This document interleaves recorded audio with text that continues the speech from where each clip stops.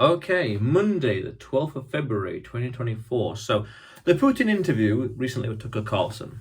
Okay, so in the first half an hour or so, Putin really talked about the history of Russia, going back 1,000 years. In 884 AD, Rurik, some Scandinavian prince, was invited to rule in Moscow, 1,200 years ago. Very specific history.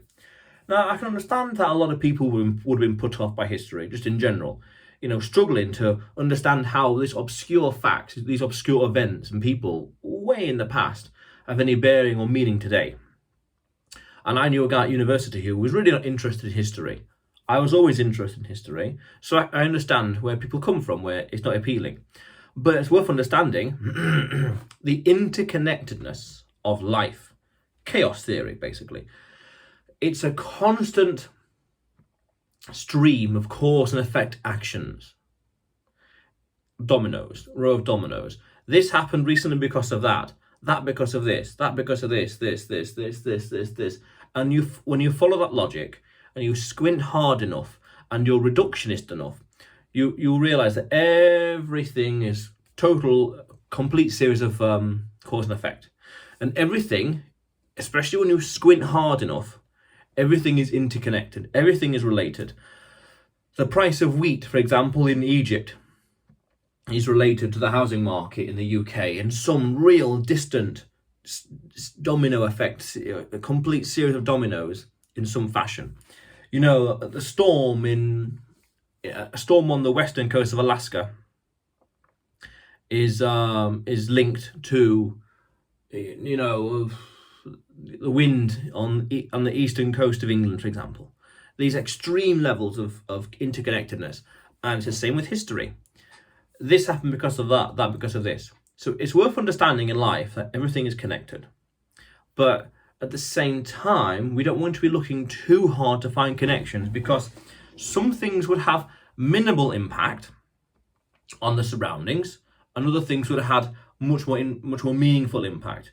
And it's worth understanding and recognizing which ones are which, because otherwise then you're more likely to misallocate priorities or attention or focus. Oh, is this small thing over here when actually this big thing was the major cause? But it's worth understanding this because of the history behind it. Now, in the interview, he talked a lot about, and near the end especially, the Russian soul, the characters, the people, the personas, getting the idea across that actually this is one ethnic group. Interesting, one ethnic group, and it's an attempt to correct the mistakes of the history, and bring it all together in what's called the Russian world. Ruski Mir? I forgot the word exactly, but something along the lines of that. So it's correcting the wrongs of the past, the mistakes of history.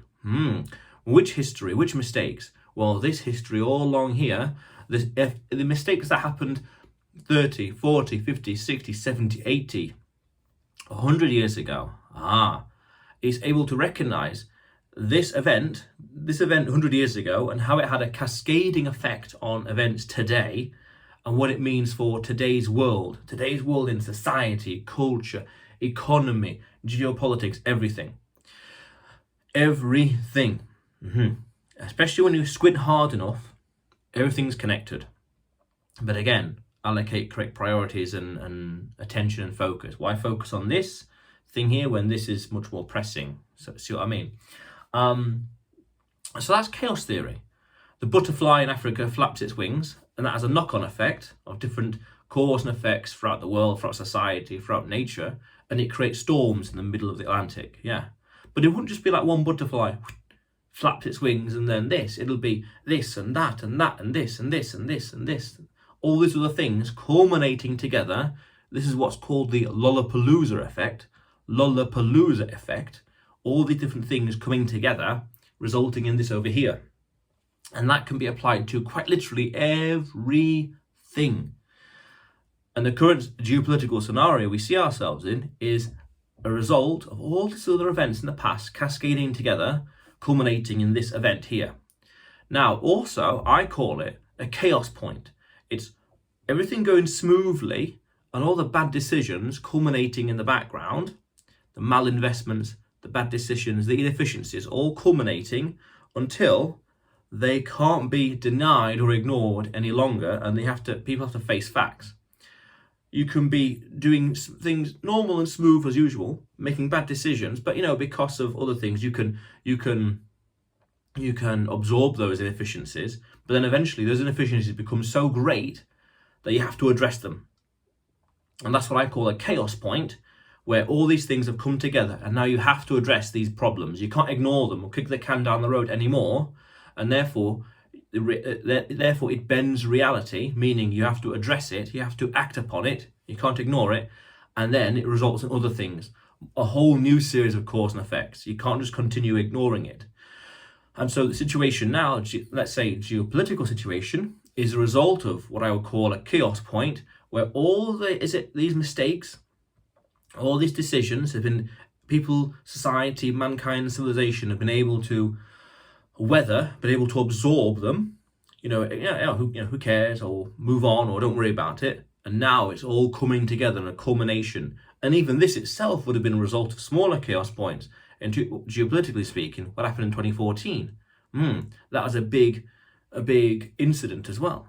So it's all these historical events that are connected, even in the most thinnest and smallest of ways. Even to the point where back in 884 or 882, when Rurik came down, what if they had sent the letter a day later, or a year later, or a year earlier? That would have had a whole cascading effect on history. This is what's called counterfactual. Had something in the past been different, a year later, a year earlier, a day earlier, a day later, the whole course of history today, as we know it, would be completely different. What if they'd never invited him? Or what if he had died along the way, going from, say, Scandinavia to Moscow? That's it. The whole course of history would be completely different. Or a simpler example: what if what if Crimea was never given to Ukraine and always kept with Russia? From 100 or so years ago, or 60, 70 odd years ago. How would that have changed things? It would have changed things in incalculable ways, because that's counterfactual.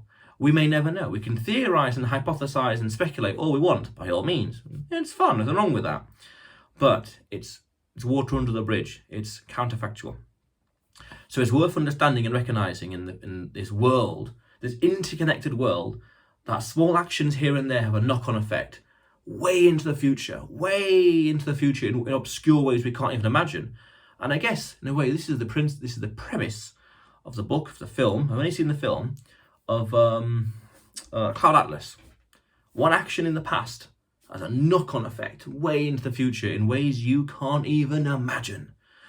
What if I had done this video, say, tomorrow instead, or yesterday instead, and then you saw it? But how different would things be then? Or I'm working on the business, or my stuff, or my goals. What if I started today rather than a year ago? How different would things be today, or 12, 24, 36 months from now? Wow. Or what if I'd studied other languages instead of Spanish, for example? Or I studied French. How different would things be? Well, you can only imagine. The decision that was made 5 years ago, my life, for example, has a knock-on effect even today, and that has made my direction, my tangent in life, so unique and so specific. To get to this tangent in life, this direction, as opposed to over here or over here, had I made different choices back then, to get to this point required all this effort, and to go from here to here is extremely difficult, undoing literally 5 years of work. It just wouldn't be the same. If I wanted to be here or there, I'd have to do something fundamentally different here 5 years ago. And likewise today, to get to over here 5 years from now versus here or here are literally decisions and actions I make right here, right now. Quite literally even today or tomorrow. So it's totally interconnected. And there's a very nice saying: history rhymes, history repeats itself. There's different variations, but I'd say rhyme is a bit more accurate because it's not quite the same. Things tend to repeat themselves. Human nature doesn't change. A lot of things don't change, okay? All right? And these core fundamental principles of life, like human nature, like economics, like praxeology, human action, and beyond, and maths and science, these things don't change. So the more you understand these different things about life, like history, human behavior in the past, real things, the more you understand about human history, the more you can better act into the world and perform and do stuff because you've seen it before. When certain things happened a couple of years ago in geopolitics, I recognised that actually these events are very similar to what happened back then, another event in the past. And I was thinking, that's interesting similarity. Now, in the past, they did this thing because X, Y, Z, A, B, C. We know from hindsight and research. So that means I can superimpose that thinking, which led to that decision, looking at this decision today, this headline news, and thinking, right, that's probably because X, Y, Z, A, B, C, other incentives. So we're looking at the past and extrapolating what could be happening in the present today. We're learning about the past. Therefore, it's interesting. The more we learn about the past, the more we can predict the future. Because human nature doesn't change. We've seen this behavior before. Therefore, if they did this back in the past, they did X, Y, or Z, and X, Y, Z happened today, then that could probably mean different incentives, different thought processes. I did a video, I think 2 days ago now. We are becoming the demon with ChatGPT, meaning we are learning countless information and data and facts that we can predict the future with increasing accuracy because we know more facts about life. Powerful stuff. So everything is interconnected when we squint hard enough and we're reductionist enough, and history and other things are worthwhile studying. Praxeology, economics, behavioral economics, maths, science, geography, all sorts of countless topics. So anyway, it's interconnected, and Putin's speech about the history of it shows just how it highlights the mistakes, the errors, the decisions today, the mistakes of the past and the decisions made today. Everything's interconnected, a whole series of domino effects, cause and effects, stretching far back as, for example, Jesus 2,000 years ago, his actions today echo in eternity, and his actions today still impact people today, 2,000 years ago. Whether or not he was real or existed or whatever else is another question, but we can't deny that supposed his actions 2,000 years ago, but his actions 2,000 years ago, have a knock-on effect today, and it had a knock-on effect all throughout history. There we are. So, case in point. So otherwise, you will see me tomorrow.